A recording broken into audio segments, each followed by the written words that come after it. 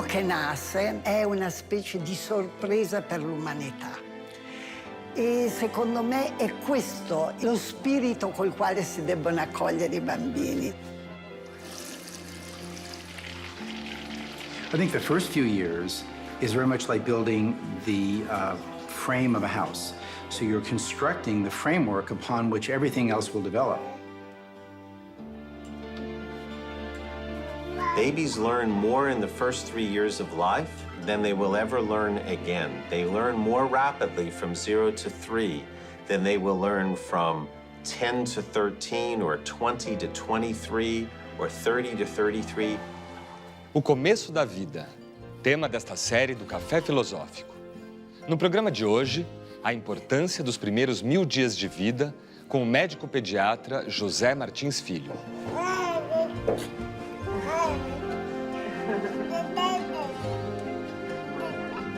Do momento em que uma nova vida humana é gerada, até o momento que ela se incorpora ao convívio social, o que acontece com as funções neurológicas, cognitivas e emocionais desse novo ser? Como a biologia, como a nossa genética e como a sociedade preparam essa nova vida para entender e aprender do mundo, para conviver e para sentir? Certos cuidados são primordiais no início da nossa vida e determinantes do nosso jeito de existir no mundo. O que nós chamamos de primeiros 1000 dias de vida?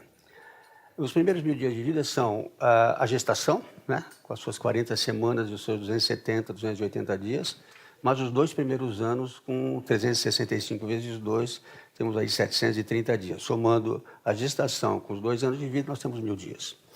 Por que as pessoas se interessam tanto pelos 1000 dias? É porque esse período da existência, ele é aquele no qual, durante toda a vida, nós temos o maior estirão em crescimento, desenvolvimento mental, neurológico, imunológico do ser humano. Tudo que acontece nesse período da gestação e nos 2 primeiros anos tem repercussão importantíssima para o resto da vida. Eu costumo dizer, quando trabalho com esse tema, que isso é uma frase que não é minha, parece que é do Saramago.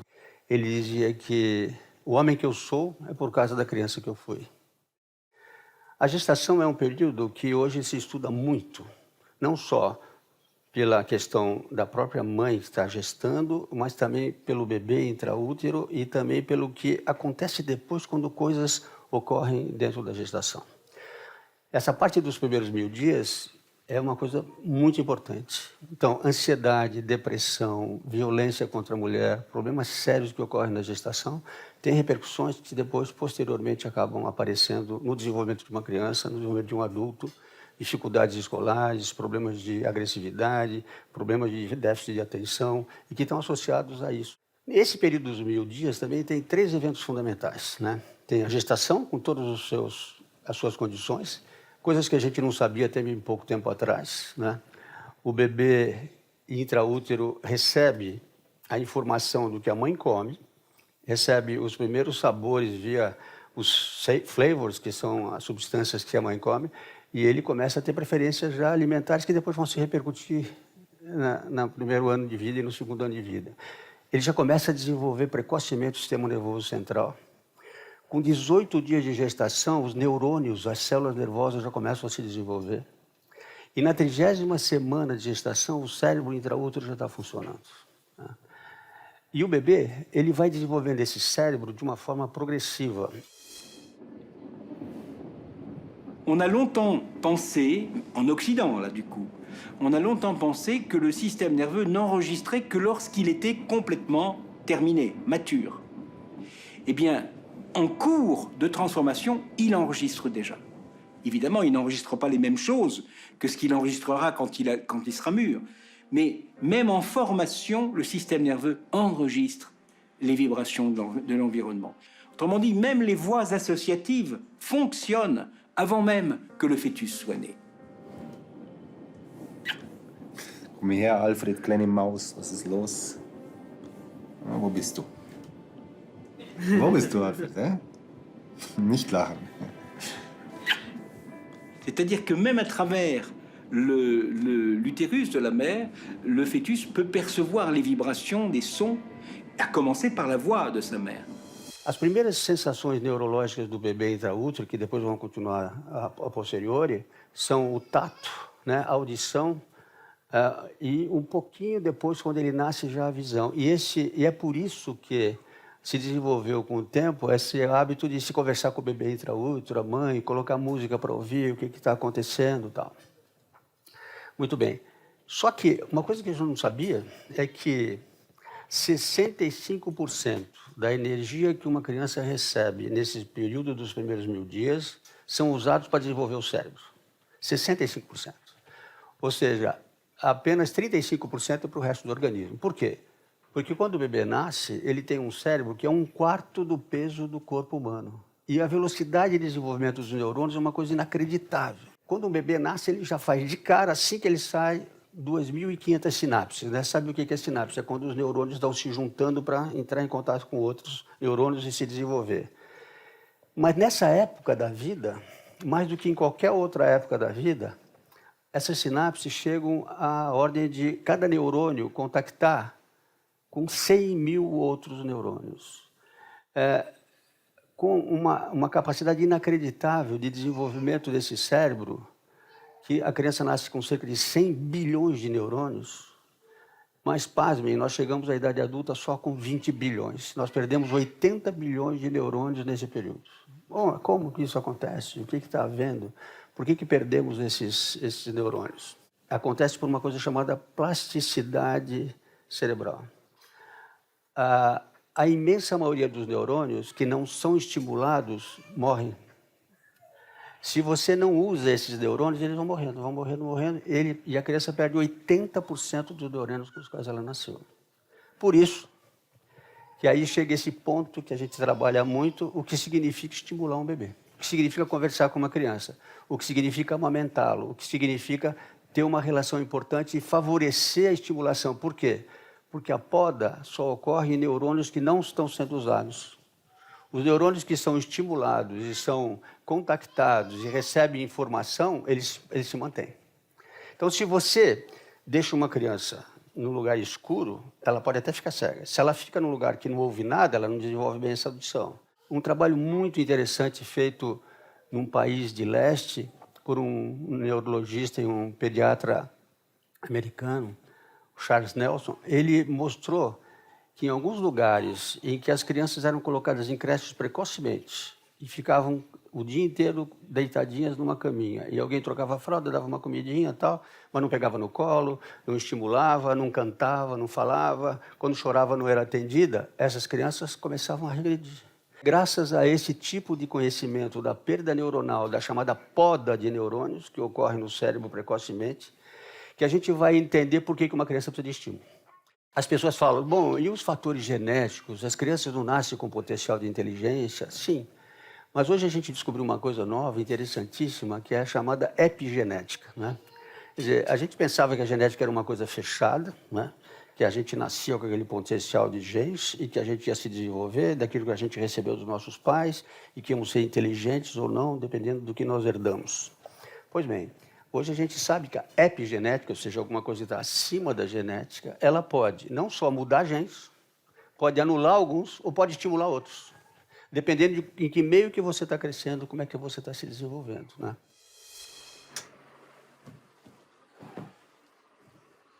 But how come some people, you put a baby in their arms, their own baby, and they don't make eye contact, and they don't respond, and the baby is doing all kinds of things to attract the parent's attention, and the parent isn't responding.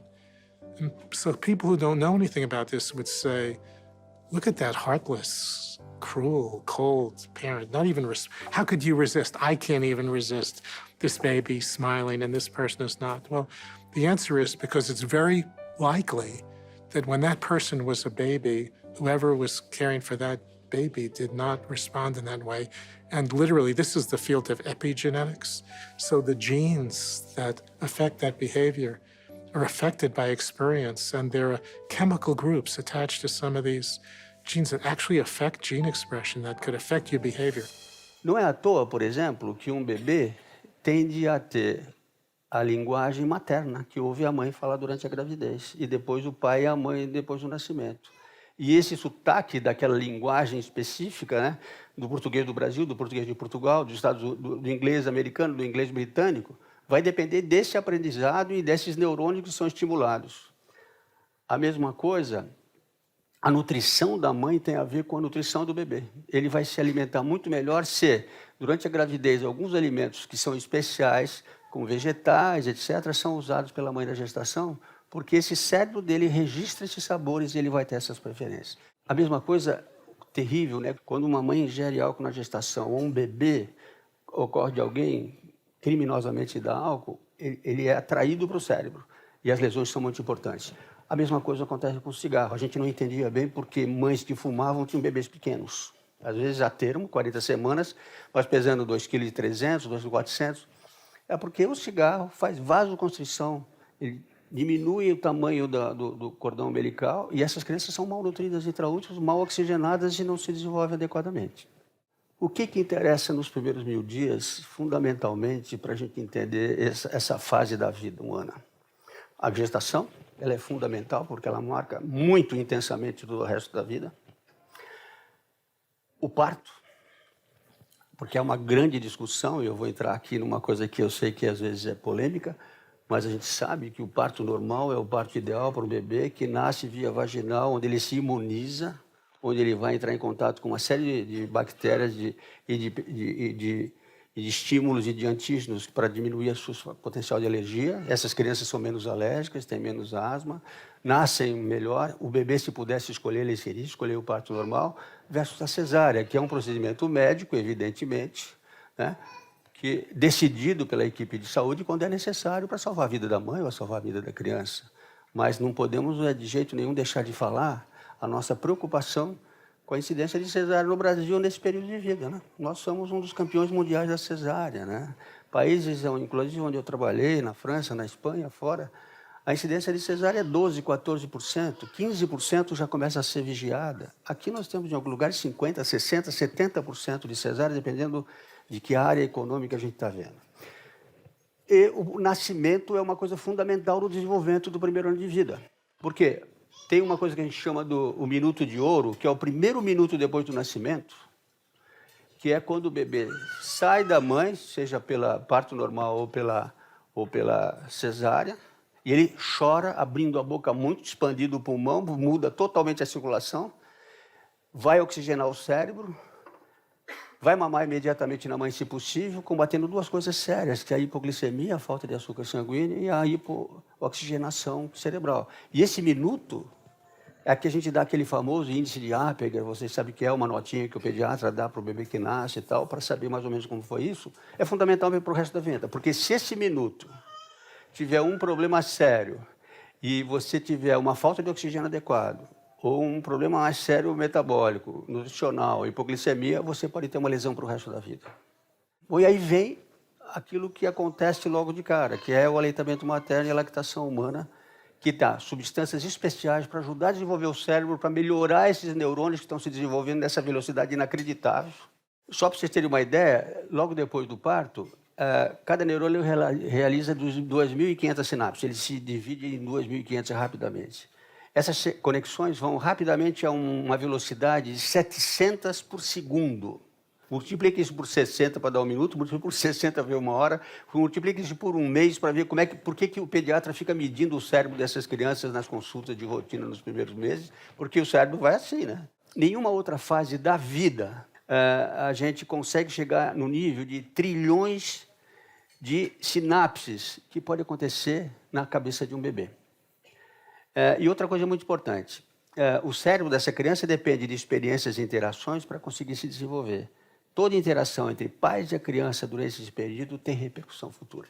Porque além do parto, além da gravidez cuidadosa, além do aleitamento materno, entra aqui em jogo uma coisa fundamental, que é o afeto, o carinho, a atenção, a participação. No próximo bloco... O estresse tóxico, ele é grave porque ele lesa neurônios, ele diminui sinapses, ele marca no cérebro da criança essa experiência negativa.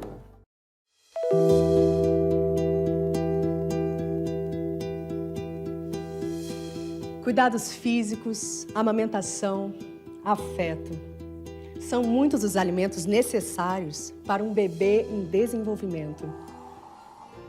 Pour les bébés, ce qui serait fondamental pour favoriser un développement harmonieux de leur système nerveux, c'est de pouvoir les laisser rêver.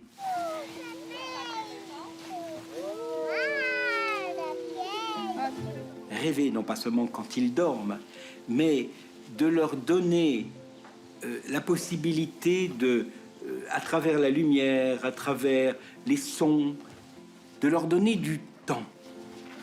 Pas seulement faire de l'élevage, bon, il faut te laver, manger, aller dormir, etc. Mais pouvoir laisser des respirations importantes, les porter contre soi, leur donner la possibilité de sentir leur corps et aussi de sentir tout simplement la nature, de sentir l'eau, de sentir l'herbe, de contacter le monde avec leurs sensations et avec leurs propres émotions, avec leur propre capacité à ouvrir ensuite à toutes les images qui la traversent. Essa fase da vida, e depois, evidentemente, dos 2 anos, a gente vai continuar olhando, a gente vai ver que vamos chegar aí até 4 anos, 6 anos na formação da personalidade, nós vamos perceber que os trabalhos internacionais e nacionais, temos alguns publicados aqui no Brasil, mostram que crianças que são delegadas a cuidados de outras pessoas não amorosas, que não a própria família, que não dão carinho, não dão atenção, crianças que choram e não são atendidas, aquilo que antigamente a gente ouvia muito dizer, olha, está chorando, deixa chorar que ele aprende, senão ele vai querer colo toda hora. É exatamente o contrário. A gente fala, pegue o bebê no colo, acalente, acaricie, beije, fique com ele, porque você está ajudando esse cérebro. Se esse bebê não é atendido, ele tem uma coisa chamada estresse tóxico. Na verdade, no desenvolvimento dessas crianças, no crescimento delas, na relação com a família, você pode se dar conta de 3 tipos básicos de estresse. O primeiro é o chamado estresse positivo. É aquela criança que, ao tomar banho, chora, não quer tomar banho, aí chora um pouquinho, sofre, aí se agrada, tal, leva, ela toma o banhozinho dela, cresce um pouquinho, vai no cabeleireiro, não gosta de cortar o cabelo, não é bom, ela chora, mas a gente diz, isso é um estresse positivo, ela está aprendendo que tem frustrações na vida, que ela tem que aguentar algumas coisas desagradáveis. O outro estresse é o chamado de estresse tolerável. É quando uma criança cai, bate a cabeça, faz um corte, sangra, bate o nariz, chora, sofre muito. É um estresse mais forte que o outro, mas aí ela é atendida pela mãe, pelo pai. A mãe vai lá e põe a mãozinha em cima do machucado, né? Que é uma coisa interessante. Em todas as culturas do mundo, quando uma criança bate a cabeça, a mãe põe no lugar que bateu, né? Isso é um mistério, né? Energético da mão da mãe. Esse é tolerável, porque aí ele é atendido e tal. Bom, o que é estresse tóxico? É aquele estresse da criança mal cuidada, maltratada, negligenciada, que não é atendida nos seus desejos mínimos, que chora e ninguém pega no colo, que fica sozinha um tempo todo, que é mal alimentada, que nem sempre recebe a atenção de alguém que a ama. Quando eu digo alguém que a ama, a mãe é o ideal, mas se ela tem uma boa vovó que pode ajudar, a vovó que ama esse bebê, ou até uma babá que vai ajudar e que ama a criança, porque a boa babá não é aquela que troca bem a fralda, é a que ama a criança. E a criança a ama também, né? Porque a gente faz a diferença entre vínculo e apego. Vínculo é o que o bebê sente por quem cuida dela. Pela mãe, pela avó, pelo parente, pela criança que está... E apego é exatamente o contrário, aqui que o adulto dá para a criança, né? Às vezes tem crianças que têm vínculo, mas não têm apego. Às vezes tem apego e o vínculo não existe. Então essas coisas mexem com o desenvolvimento dessas crianças. E o mais interessante é que o estresse tóxico, ele é muito sério, porque ele é igual ao estresse do adulto. O que é o estresse do adulto? O que é estresse?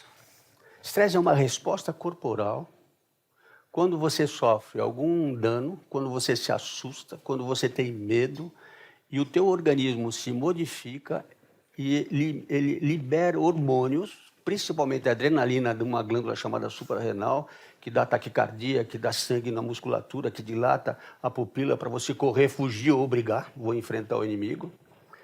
E, a nível cerebral, libera um hormônio chamado cortisol, que prepara o cérebro para entender o que está acontecendo e reagir. Isso é no estresse adulto. Um bebê abandonado, sofrido, dependendo do tempo que ele recebe isso, sem carinho, ele também libera esses hormônios. Ele também libera a adrenalina, ou epinefrina, que é outro nome, ou o cortisol cerebral.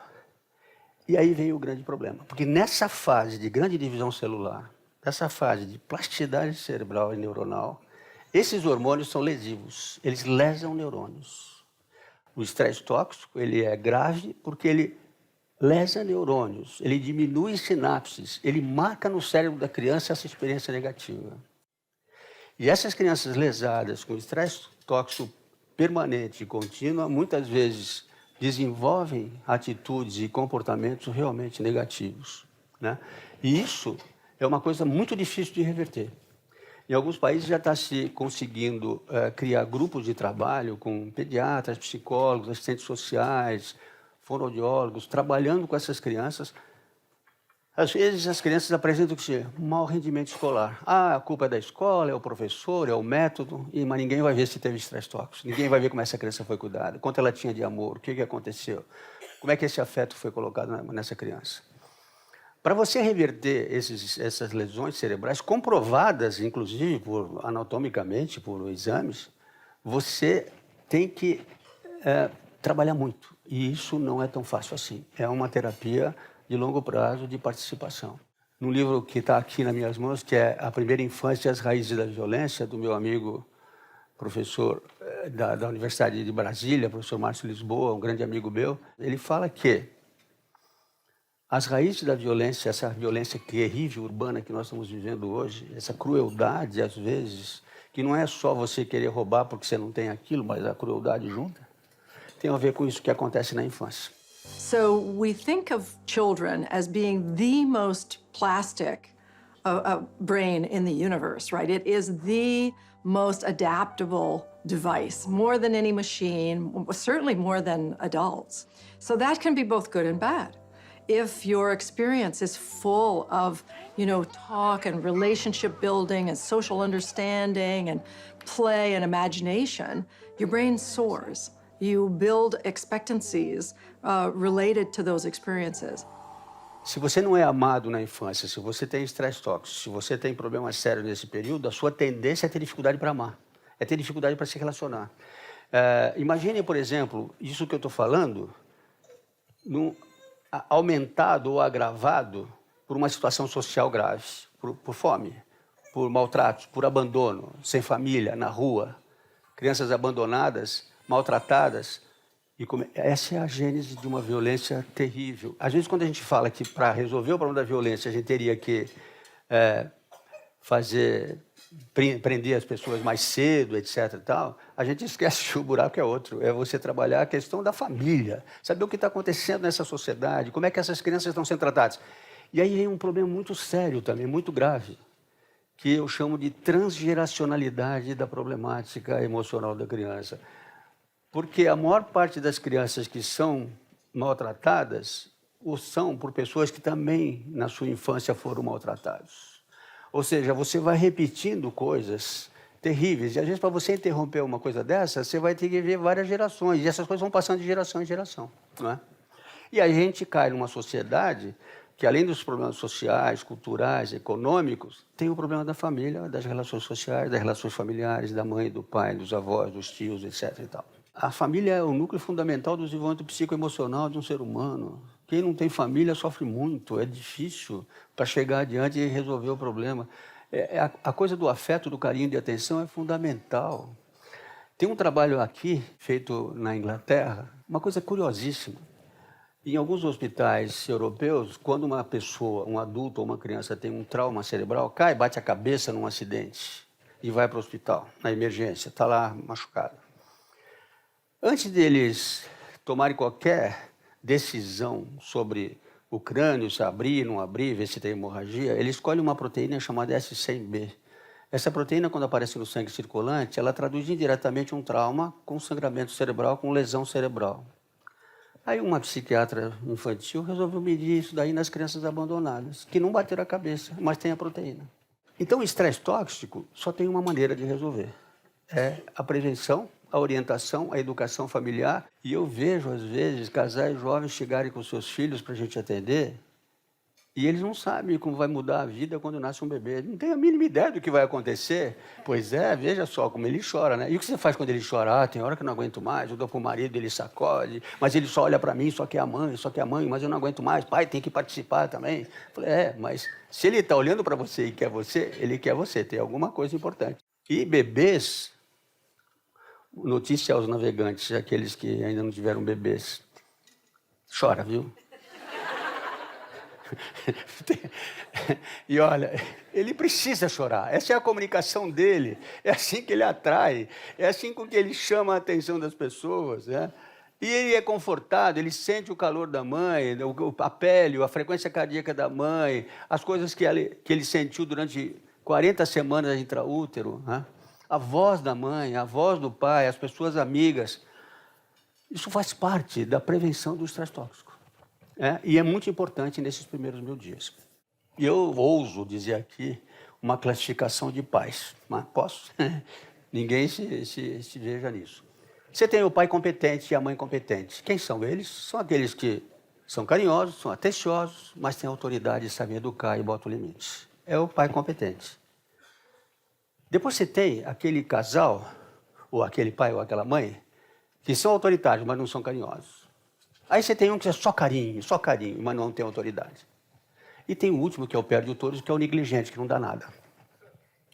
Quando você estuda esses 4 tipos de relações com as crianças e vê as consequências, você fica impressionado com o que acontece.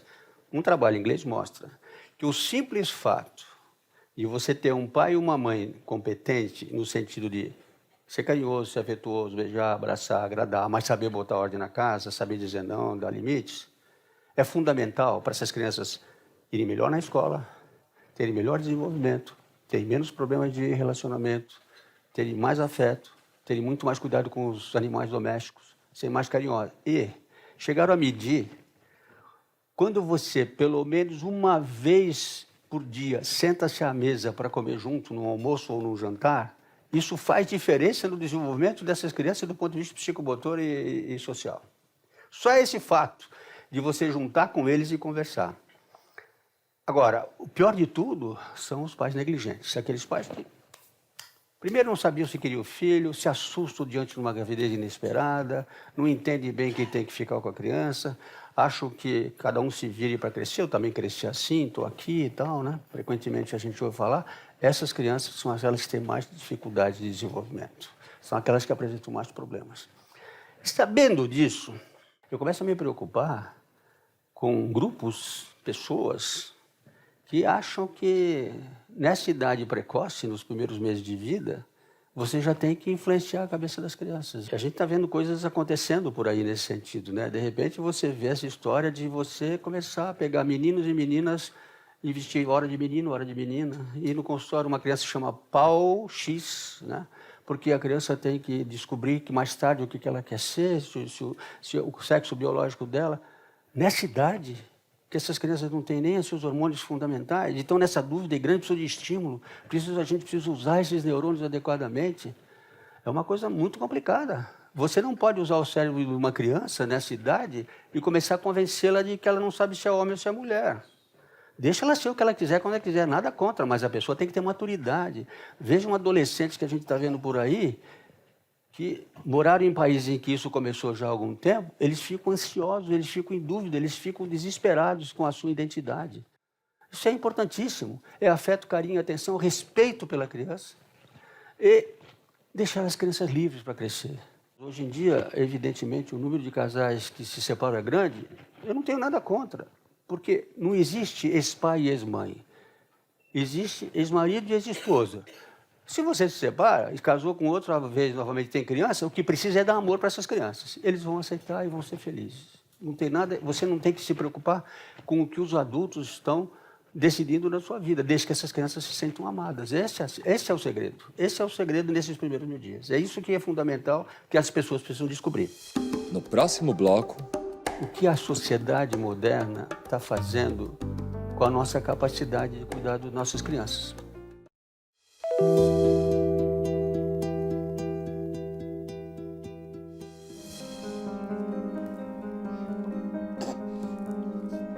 Nascer não é um ato imediato que se encerra no parto. Nascer é um grande gerúndio. Uma criança continua nascendo ao longo das suas primeiras experiências de vida. What is forming in those early weeks and months? What is firing the baby's brain? It's nothing less than a sense of self. How does it feel to be me? How does it feel to be human? What is this? This life, what is this?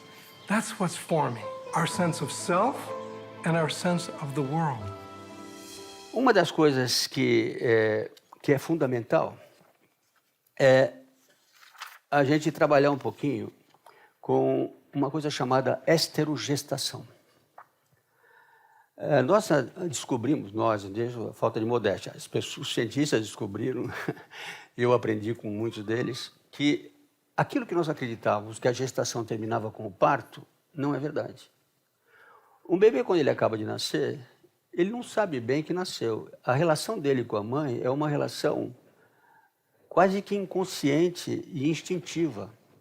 Ele vai amadurecendo progressivamente e essa sensação de self, dele se identificar como um ser, é provavelmente depois dos 6, 7 meses de vida, quando ele começa a se perceber logicamente. Esses primeiros 6 meses, ele tem um vínculo com a mãe muito forte, quase que unívoco, né? A gente nem fala mais em binômio mãe-filho, que a gente falava muito antes na medicina, a gente fala de conjunto mãe-filho, eles são um só, né? E o fenômeno que a gente chama de desenvolver, olha só esse verbo na nossa língua portuguesa, esse prefixo des é negativo. Quem se desenvolve, sai do envolvimento. Desenvolver é ir saindo do envolvimento. Envolvimento com quem? Acertou, com a mãe. Então, o que acontece? Como é que ele se desenvolve? A primeira coisa que ele faz, ele começa a dar um sorriso esboçado, que não é porque ele achou graça, mas é desenvolvimento facial. Ele começa a olhar bem os olhos, fixar os olhares, começar a acompanhar as pessoas, olha a mãe, gosta ali daquele colo. Aí ele começa a levantar a cabeça, ele começa a desenvolver a musculatura aqui cerebral, para olhar assim. Quando ele começa a olhar, ele começa a ter estímulos maiores. Quando ele chega perto de 5, 6 meses, ele senta, porque o tronco começa a ficar mais firme. Novos estímulos auditivos, visuais, ele começa a desenvolver seu cérebro nessa fase de grande velocidade de neurônios sendo produzidos. Bom, aí chega os 7, 8 meses, ele dá as primeiras engatinhadas, ele dá uma engatinhadinha, olha para a mãe e volta correndo para ela de novo, né? Ou para quem cuida dela. Ele se afasta mais um pouquinho, é o primeiro distanciamento. Até que ele vai chegar perto dos 9, 10 meses, ele começa a ficar em pé no berço, segura o pezinho, olha, dá os primeiros passinhos e começa a andar com volta de 1 ano. E aí, mãe e pai têm que se preparar, porque, porra, daí em diante, nunca mais. Eles vão cada vez se afastando mais, e é a vida que é assim. Aí vem o 2º ano, quando eles vão aprender linguagem, vão começar a falar, começar a pedir as coisas, apontar. Aí você vai repetir a água que você quer, isso aqui, para ele treinar, porque a criança aprende linguagem ouvindo. E aí vem uma coisa danada que eu preciso contar para vocês. Os primeiros 1000 dias têm uma característica séria. A criança se desenvolve motoramente, neurologicamente, aprende a caminhar, aprende a falar, começa a perceber as pessoas, começa a entender todo mundo, mas também vai desenvolvendo a imunidade. Porque um bebê de menos de 2 anos, ele não tem a imunidade total. Ele ainda é uma criança muito sujeita a infecções. Entendeu por que põe bebê na creche com 4 meses, ele tem febre toda semana? Ele vai lá, mas doutor, está de novo aqui, está com febre. Eu falei, isso é crechite, a gente chama. Inflamação de creche. É porque ele vai para um lugar onde tem muitos bebês, muita gente, tem sempre um que está com febre, que a mãe precisa trabalhar, não deu tempo, deixou, pega no outro e tal. E é normal isso. Isso tem um lado positivo. Qual que é o lado positivo? É a hora em que essa imunidade vai formando os seus anticorpos para coisas positivas. Então, 90% dessas infecções são banais, passam com 3, 4 dias e tal. Só que no meio delas tem meningite, tem pneumonia, tem sarampo, tem coisas graves. Por isso que a gente sabe que em alguns países, por causa disso, as creches acontecem só depois de 2 anos de idade. E as licenças maternidade, em alguns países, inclusive em alguns que eu trabalhei, chegam a ser de 2 anos. Não vai ficar mais caro. Por quê? Bebês que podem ficar com a família mais tempo têm muito menos doença, têm muito menos febres, muito menos diarreias, menos vômitos, menos problemas pulmonares, menos pneumonia, menos gripes, gasto muito menos dinheiro do SUS, gasto muito menos dinheiro de consulta médica. É mais barato dar uma licença para uma mãe que trabalha, poder cuidar do seu filho 1 ano, pelo menos, e ela vai ficar muito mais feliz, vai ficar muito mais tranquila, o bebê vai melhorar muito, vai ter muito menos estresse tóxico e vai ser mais barato para o Estado. Isso se faz em vários países, e até países até mais pobres que a gente. Agora, é claro que isso é uma coisa importante, e eu entendo perfeitamente as dificuldades do mundo moderno. Hoje não dá mais, mãe e pai trabalham, os dois têm que cuidar do filho, são raros os casais que podem ter o luxo e o direito da mãe ficar com o filho mais tempo, porque ela tem os seus empregos, o seu trabalho, eu entendo isso. Aí quando a mãe me fala, mas você quer que eu pare de trabalhar? Eu falo, não quero que você pare de trabalhar, eu quero que você priorize o teu filho. Quando o teu filho tiver uma doença, vem aqui comigo, eu te dou um atestado, você não precisa ficar, doença você tem que ficar junto. Tenta ver se possível, quando possível, almoçar com ele uma vez ou outra, porque isso é importante até para o desenvolvimento da criança, né?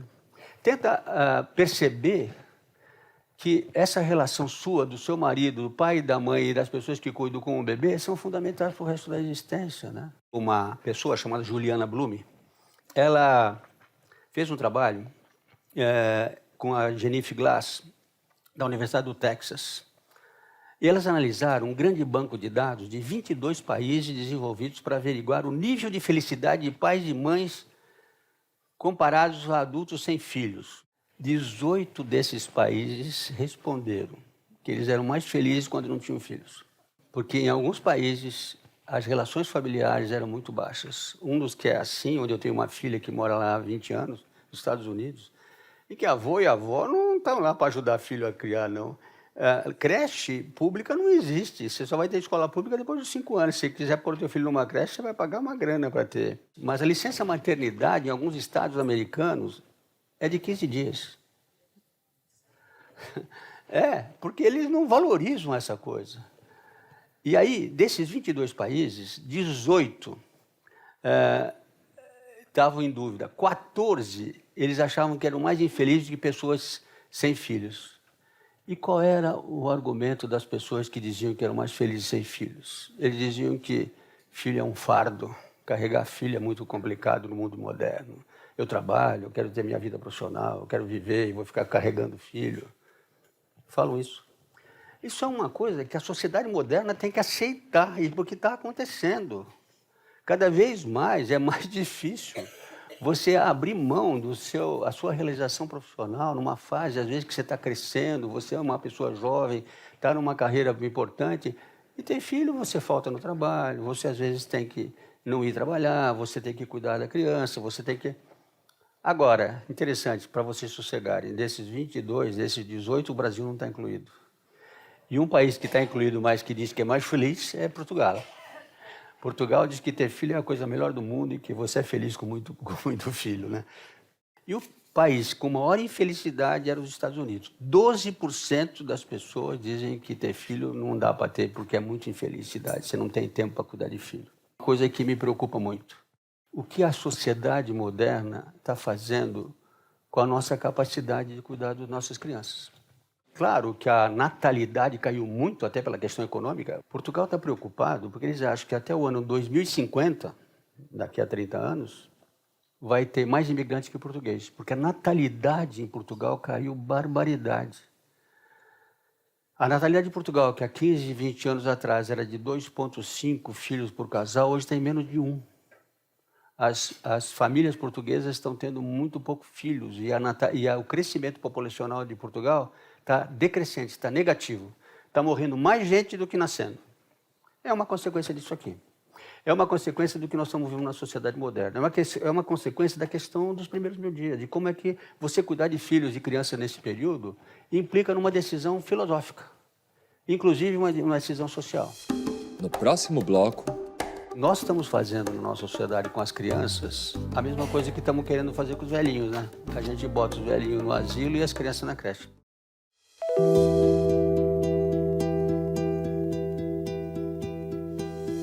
Esta semana ainda não vi meu filho, nem conversei com ele. Saio de casa e ele ainda está dormindo. Quando volto, ele já foi para a cama. Minha mulher também sai comigo, mas chega um pouco mais cedo em casa e ainda consegue dar o jantar antes da empregada ir embora. O termo terceirização pode parecer forte demais. Mas o que podemos dizer da transferência de funções maternas e paternas para outras pessoas, a ponto das crianças, às vezes, não terem ideia da presença dos pais? Esses pais, por mais que amem essa criança, estão ou não transferindo seus papéis fundamentais de educadores, alimentadores, cuidadores para outras pessoas. Queria falar um pouquinho sobre as crianças terceirizadas. São os pais que têm filhos e não têm tempo para cuidar dos filhos, né? Que precocemente colocam as crianças em creches, 2, 3 meses de criança em creche. Realmente isso é um crime.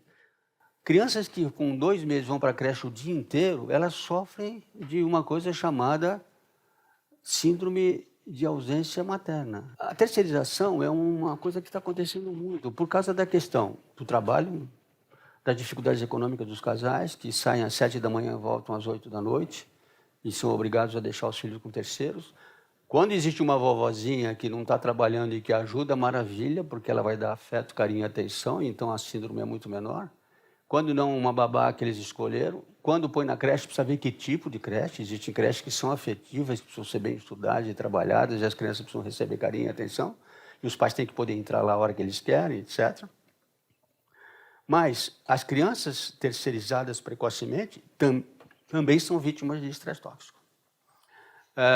Eu vejo crianças que as pessoas não se dão conta que quando aparece o pai ou a mãe, principalmente a mãe, elas são ávidas por atenção e por carinho. Elas são ávidas que sejam colocadas no colo e que recebam atenção. E a terceirização infantil está chegando num nível que preocupa muito. Como pediatra, eu tenho sentido muito isso na minha clínica, no meu consultório. Às vezes eu vejo crianças que não vêm com a mãe, vêm com a babá. Às vezes eu não conheço o pai, nunca ele apareceu no meu consultório. Às vezes eu ligo e falo, escuta, fulana, você não pode vir aqui e tal. Ah, mas doutor, eu trabalho muito, é difícil. Eu entendo, mas tem alguma coisa aí que essas pessoas não estão percebendo, que a longo prazo isso é danoso. Tem alguns trabalhos que são publicados recentemente em países que estudam isso há mais tempo, que são curiosos. Por exemplo, crianças criadas sem afeto, sem atenção e com carinho costumam proporcionalmente ser adolescentes com mais problemas cardíacos, com mais hipertensão arterial do que crianças que têm carinho e atenção. Crianças que não recebem atenção adequada na sua infância desse tipo são crianças que, à medida que os pais envelhecem, são aquelas crianças que mais se distanciam dos pais. O que nós estamos pensando e onde nós vamos chegar com isso? Nós estamos fazendo na nossa sociedade com as crianças a mesma coisa que estamos querendo fazer com os velhinhos, né? A gente bota os velhinhos no asilo e as crianças na creche. Uma sociedade que se interessa pelo meio, assim, só adulto e cara maduro, aí o resto de lado. Não são produtores, né? Criança não produz, nem velhinho produz, só dá trabalho, né? Então aí eles se afastam, né? E aí você começa a ver coisas que estão acontecendo na nossa sociedade por causa dessa história do abandono. O que está acontecendo na nossa sociedade? Veja uma epidemia de sarampo que chegou aí. Sabe o que é essa epidemia de sarampo? Abandono das vacinas. Pais que não vacinaram seus filhos, que se negaram a vacinar os filhos. E está dando essa epidemia de sarampo aí, um absurdo, uma coisa louca que fizeram. Pessoas que não acreditam numa das coisas básicas da medicina, que é a imunidade, né? A imunização, que salvou milhões de vidas no mundo inteiro. E tem gente que não vacina os seus filhos, né? Outra coisa séria é a violência urbana. Outra coisa séria são os adolescentes violentos, né? São adolescentes que andam se suicidando com carros a 200 km por hora e, evidentemente, também toda a adição à droga e ao álcool que a gente vê nesse tipo de crianças. Natália Fava, de São Paulo, mandou a seguinte pergunta: as crianças estão sofrendo com excesso de estímulo hoje? Como a chegada do celular e as possibilidades sonoras e visuais que esses aparelhos abriram está mudando essa relação de atenção, cuidado e estímulo? Essa pergunta é excelente. Não só celular, mas todas as telinhas que emitem luz azul.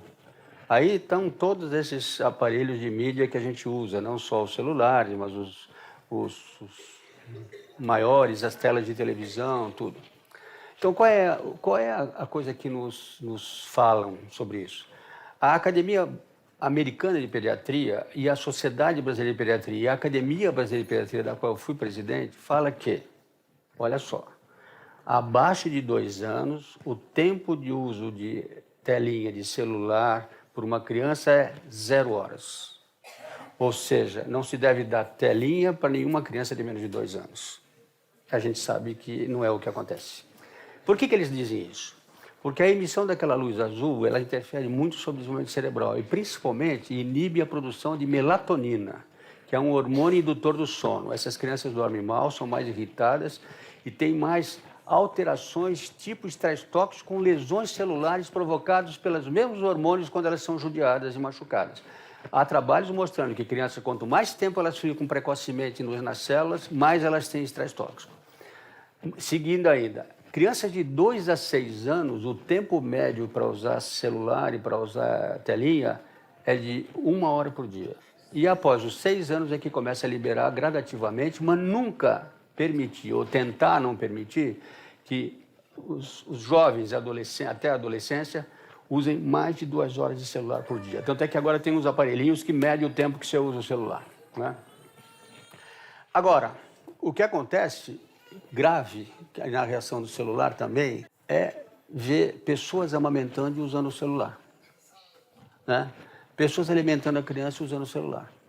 Pessoas passeando com as crianças usando o celular. E as crianças imitam o que elas veem. Você não tem como imitar uma criança, proibir uma criança de usar o celular se os pais usam, se a mãe usa, se fica todo mundo plugado, né? O celular se transformou agora numa epidemia e num vício que se compara ao uso de cocaína. Sabe um cara chamado Steve Jobs? Sabe o que ele falou? Que os filhos dele não usam o celular até 12 anos. Ele, que inventou. Ele sabe o mal que faz. Agora, eu acho que é uma tecnologia muito difícil de acabar. Na verdade, é uma coisa dificílima da gente controlar. Agora, criança de menos de 2 anos, a gente tem que fazer o possível para não deixar elas ficarem usando. Aquilo que a gente vê nos restaurantes, aquilo que a gente vê no consultório, às vezes. Ah, mas doutor, está chorando, eu não posso falar contigo, deixa eu pôr o celular. Aí ele fica olhando a galinha pintadinha, não sei o que lá, né? Aí, para você conversar. Você vê no restaurante, não come, aí você liga o celular, o moleque fica e a mãe fica, né? Quer dizer, isso é uma coisa que realmente é prejudicial à saúde. Agora, como evitar isso? A primeira coisa é tentar a gente usar menos também, né? Evitar um pouco, sobretudo na frente das crianças. Parents sometimes worry that they don't have the money, they don't have the time, they can't buy their children fancy toys and computers and iPads and iPhones. What I like to tell them it's not those toys. Don't worry about having those little technologies and being able to afford those things. It's you. You're the most important thing in that child's life. It's you. You're the best teacher. You're the first teacher. And it's the things that come for free. It's your words. It's your love. It's your play. It's that connection that you build between you and your child. That means all the difference in the world. That seeds the path for success in school and in life, and it's you. So as exhausting as it is to be a parent, and it is exhausting, it's the hardest job in the world, I think. But look at the power that you have to put your child on that trajectory for all of their lives. Então essa é a coisa da afetividade que a gente vê nessas relações que a gente estuda e que a gente vê. O que eu posso te dizer é que a criança brasileira está muito abandonada, né? Quando eu falo da criança terceirizada, eu deixo de lado toda essa criançada que não é terceirizada, mas é abandonada, né? E que vive pelas ruas há décadas, né? Isso aqui acontece no Brasil há muitas décadas, né? E a gente realmente, tudo que a gente tenta fazer, até hoje ninguém conseguiu resolver esse abandono dessas crianças. A drogadição, o início precoce de utilização de cocaína, de crack, que é uma desgraça, que é muito pior, né? E que realmente mata. Mais reflexões no site e Facebook do Instituto CPFL e no canal do Café Filosófico no YouTube. A alienação parental, que é uma coisa grave e séria que a gente vê quando, no meio de uma relação de crianças com os seus familiares, existe ou um pai ou uma mãe que usa os filhos para atacar o outro. E essas crianças são produto desse tempo, desse meio, né? E essas crianças são seres humanos que vão pagar um preço depois. Eu concordo com o Saramago quando ele fala: o homem que eu sou é por causa da criança que eu fui.